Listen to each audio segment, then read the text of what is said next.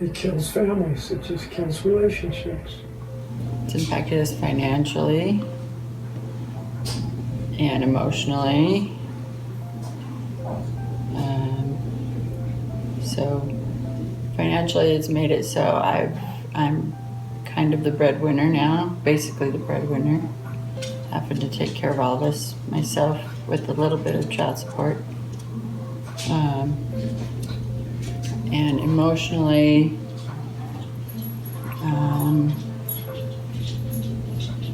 I emotionally I feel bankrupt, but the kids,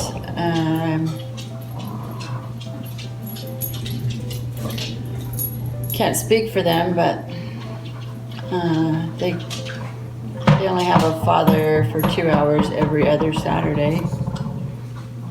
So I guess that kind of says it all. My father was an alcoholic, so I can say I was raised by an alcoholic. However, he was so extreme that my parents divorced when I was 13, and the years before that, he disappeared out of our life for 1 or 2 months at a time, 3 different times before my mother divorced him. And before they divorced, I still have memories of him, of waking up at night, or I guess 2 or 3 in the morning, and them being in fights. And my mother was a very docile, very quiet, passive person, and he would be beating her and screaming at her. Well, both my parents had alcohol problems. I watched them fight a lot. There was violence a little bit. Once my dad was drinking, and he got mad and threw the whole dining room table through the front window out into the yard. That was sort of scary. Yeah, because their kids are growing up to be just like him. And he's the example they follow, I guess. Instead of other good examples that they have in the family, they follow what their dad did. Even though they don't want to sometimes, but they do anyway. Chase, for an example, was really bad. To the point he even tried to kill himself. Well, I've watched my sister. She's better now, but I watched her at a point in her life where she was pretty much, they were just like, her and her husband both just, the house got a mess, and her kids became addicts, drug addicts, because of her and her husband. She left one husband who was a heroin addict, but he got her into heavy drugs. She lost her front teeth from meth. And then she married a guy that likes to drink, and they both smoke pot a lot, almost probably every day.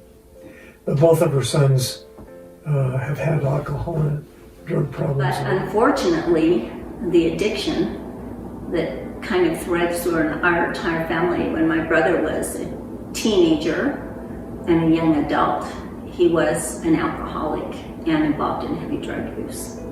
I never was. My father was an alcoholic, and the worst kind.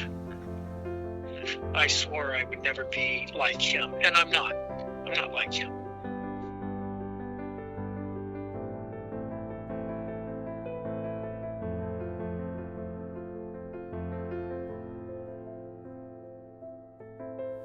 Oh yeah, I've always had really low self-esteem. My dad I never was good enough for him.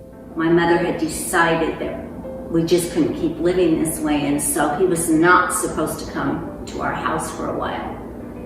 And he came through. We had a family room at the back of our house, and we had we call it sliding glass door. And he came in, and he was drunk. And that was the first time I just decided, he's not doing this again. He's not going to hit my mother. And I stood up to him. So my little brother got up beside me. And we just stood together and said, you're going to have to get through us to get to her. And my dad didn't know what to do, I don't think. I can't remember all the details, but he left. And you know, to this day, my brother and I don't know that we've ever even talked about that, but we've always had a real special bond. Our personalities are similar, and we've always been very close. I've often wondered it's because we were the ones that chose to stand together against him.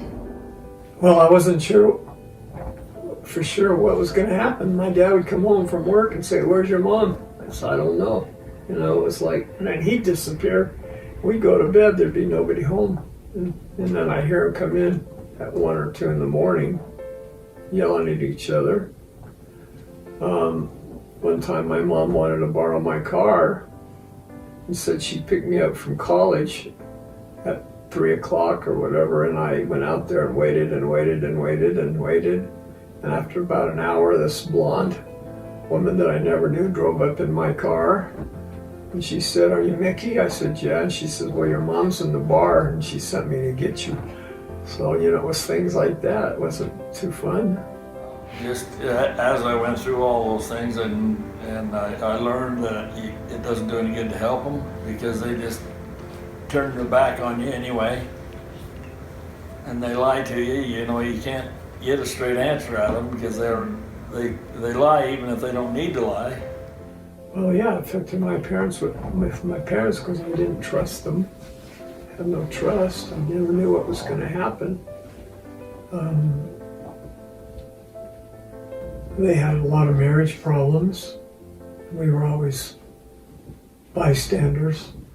They're not good parents because they're always so far into themselves that they're not taking care of their children. Well, for kids, I think you see a lot of displacement. They have to be placed with grandparents or foster care while people are recovering from drug and alcohol use, and so I think you see a lot of kids that are going through some attachment issues, and then you also have grandparents too that are dealing with extreme behavior because of that attachment problem as well. So just a lot of impact there with because kids normally don't want to be away from their parents, and so it's a traumatic thing for them as well, having to leave their mom or their dad due to substance use and live elsewhere. I don't think most kids would listen to it, but some people have such a tendency to alcoholism that it's like taking crack the first time. You're addicted. And the same thing with alcohol. I had a friend in high school whose parents were drunks, and it was terrible, and he said he was never going to drink, but then in high school he started drinking, and he ended up as a drug addict. His girlfriend that he married was a cheerleader. She ended up in prison too, and he died in prison. She died young. I think he did an armed robbery to support his habits. So it was almost like you knew it was going to happen.